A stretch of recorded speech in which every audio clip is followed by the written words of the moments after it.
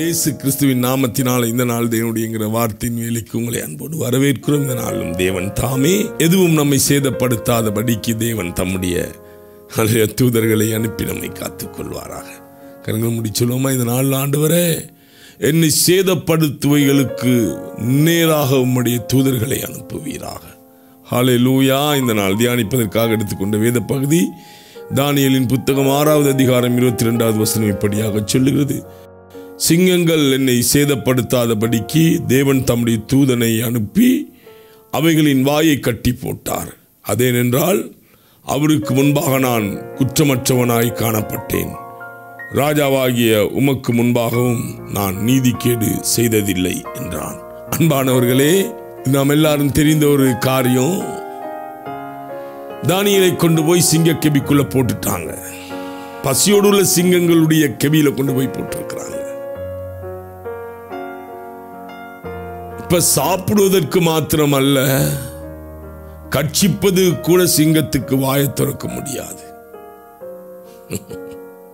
அன்பானவர்களே, நாம் தேவனுக்கு பிரியமானவைகளை தொடர்ச்சியாய் செய்யும் பொழுது, ஹல்லேலூயா, அதனாலதான் கப்ரியேல் தூதன் இப்படி சொன்னான்: மிகவும் பிரியமானவனே. யாருக்கு? தேவனுக்கு பிரியமானவன். தேவனுக்கு பிரியமானவன் சிங்கக்கபிக்குள்ள விழுந்தா அவனுக்கு சேதம் இல்ல, சிங்கத்துக்கு தான் சேதம். இன்றைக்கு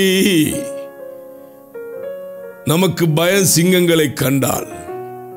ஆனால் தானியேலோடு கூட கெபியில உள்ள சிங்கங்களை போயிட்டு கேட்டீங்கன்னா அந்த சிங்கங்கள் சொல்லும், தானியேலை கண்டா எங்களுக்கு பயம் என்று சொன்னா அவன் தேவனுக்கு பிரியமானவன்.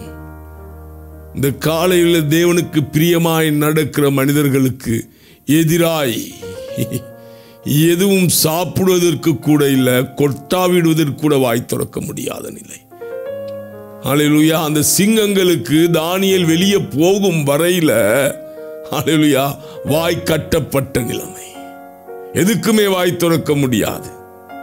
கொட்டாவிடவும் வாய் திறக்க முடியாது, கட்சிக்கவும் வாய் திறக்க முடியாது, மூச்சுடவும் வாய் திறக்க முடியாது. ஹல்லேலூயா. நிலைமையை பாருங்க.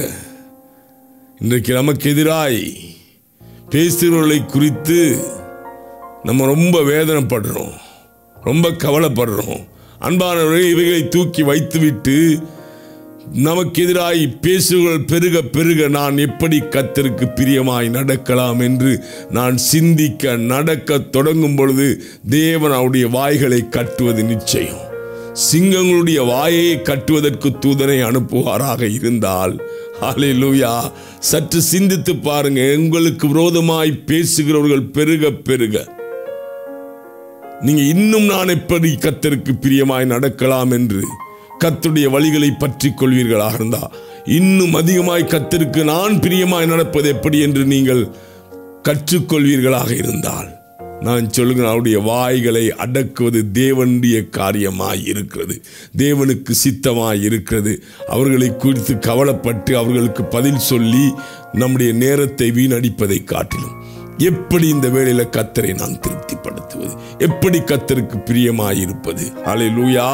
யாரோ ஒருத்தரை அனுப்பி தேவன் வாயை கட்டுவார். ஹல்லேலூயா. கண்களை முடிச்சலும், ஆண்டவரே, இந்த நாள் உமக்கு பிரியமாயிருக்க விரும்புகிறேன்.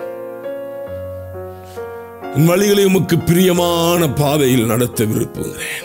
எனக்கு உதவி செய்யும். இயேசுவின் நாமத்தினால பிதாவே, ஆமென். கர்த்தர் உங்களை ஆசீர்வதிப்பாராக.